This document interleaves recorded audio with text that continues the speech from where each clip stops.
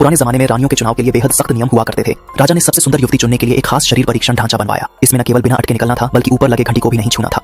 3 राजकुमारियां जो अभी 18 की हुई थीं, हमेशा अपने खानपान का ध्यान रखती थीं और उनकी काया एकदम, इसलिए तीनों ने यह पहली परीक्षा आसानी से पास कर ली। अब राजा को इन्हीं में से अपनी रानी चुननी थी, लेकिन सुंदरता के साथ साथ एक रानी में साहस भी होना जरूरी था। राजा ने पहले ही अगली परीक्षा की योजना बना रखी थी।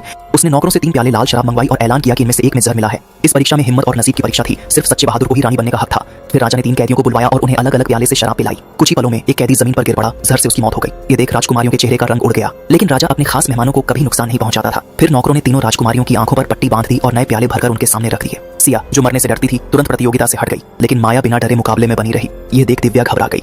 वह डर तो रही थी, लेकिन माया से हारना नहीं चाहती थी, इसलिए वह भी रुक गई। माया ने एक प्याला उठाया और बिना झिझके पूरा पी गई। जब उसे कुछ नहीं हुआ तो दिव्या की चिंता और बढ़ गई।